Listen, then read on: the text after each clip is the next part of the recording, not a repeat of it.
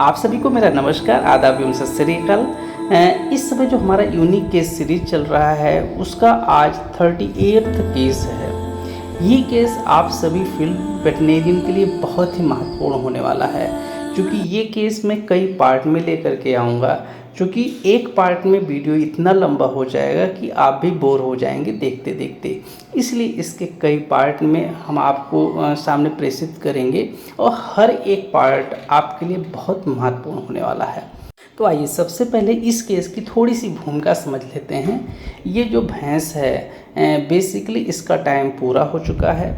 ये जो भैंस थी पिछले 24 घंटे से बच्चा देने की कोशिश कर रही थी, लेकिन बच्चा नहीं दे पा रही थी। और उसके बाद फिर इसने क्या किया था, अपने लोकल में जो काम करने वाले प्रैक्टिशनर होते हैं उनको बुलाया और उनको बुला करके बच्चे को निकालने की कोशिश किया। बहुत कोशिश के बावजूद ये बच्चा निकाल नहीं मिला। जब बच्चा निकाल नहीं मिला तो जिस प्रैक्टिशनर के माध्यम से बच्चा निकाला जा रहा था, उसी प्रैक्टिशनर ने हमारे पास फ़ोन किया कि सर एक केस इस तरीके से है, आइए उसको देख लीजिए।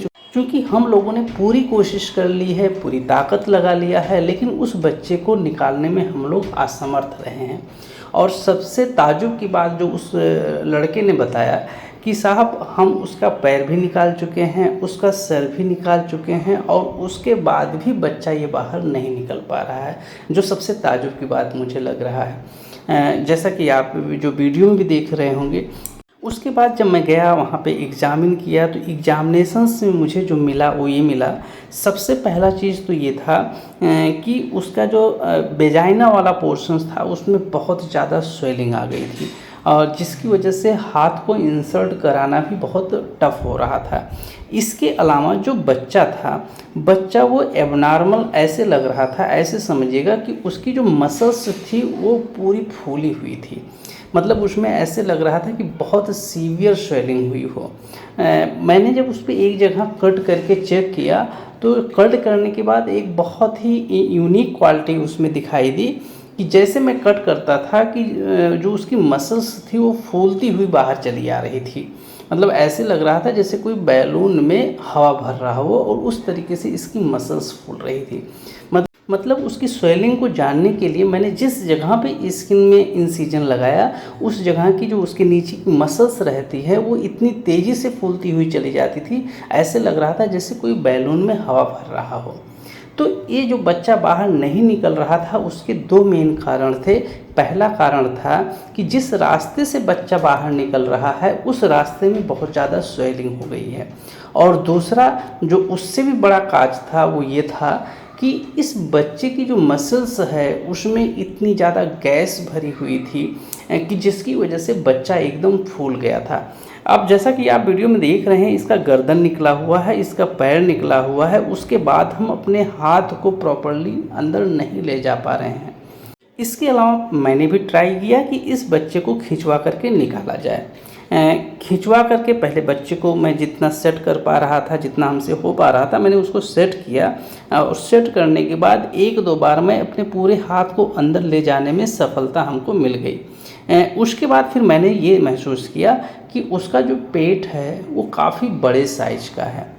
अब ये जो पेट बड़े साइज का हो गया है, इसमें कई कारण हो सकते हैं।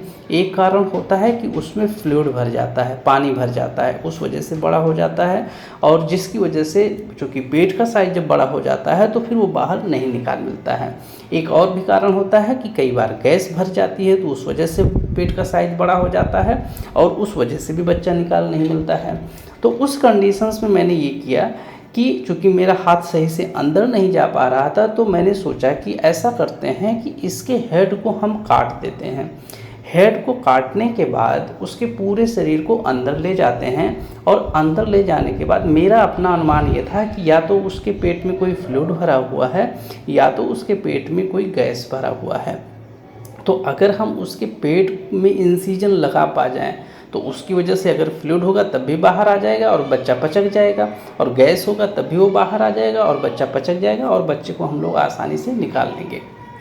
इस कंडीशंस में इसका जब हेड हम लोगों ने काटा, हेड काटने के बाद जब इस बच्चे को अंदर ले जाएंगे, अंदर ले जाने के बाद भी जब हम लोगों ने सोचा कि उसके पेट में चीरा लगाएं, तो बहुत मुश्किल से हम लोगों ने चीरा लगा मिला था, क्योंकि उसमें इतना स्पेस ही नहीं था कि हम अपना ब्लेड भी सही से अंदर ले जा पाएँ। लेकिन संभाल करके हम लोगों ने चीरा लगाया, और चीरा लगाने के बाद भी हमको सफलता नहीं मिली, क्योंकि उसमें ना तो गैस भरा हुआ था उस तरीके का, और ना तो उसमें कोई फ्लूइड भरा हुआ था कि फ्लूइड निकल जाए और बच्चा पचक जाए। तो ऐसी परिस्थिति में फिर हम लोगों ने यही निर्णय लिया कि अब इस तरीके से बच्चे को निकाल नहीं मिलेगा। इसी क्रम में मैं एक चीज़ और बताना पहले भूल गया था कि जब मैंने देखा उस बच्चे की गर्दन इतनी मोटी हुई, इतनी फूली हुई क्यों है, तो जब मैं ब्लेड से चीरा लगा रहा था तो मुझे लगा कि एक जगह पे चीरा लगा देंगे, हो सकता है कि वो पच जाए, गैस वाला पोर्शन है निकल जाए। लेकिन जब मैं चीरा लगाता था तो जिस जगह लगाता था वहाँ पे स्वेलिंग और ज़्यादा हो जाती थी, और ऐसा नहीं होता था कि गैस निकल गया और उसकी वजह से वो पचक गया। तो इस तरीके की कंडीशंस इसमें नहीं थी। अभी तक हमने इस तरीके के केस जितने भी किए हैं उन सब में ये बहुत ही यूनिक रहा है, क्योंकि अभी तक हमको कभी इस तरीके की कंडीशंस में असफलता नहीं मिली थी। इस केस के दूसरे पार्ट में हम जानेंगे कि इसके अगले चरण में मैंने इस केस का क्या किया।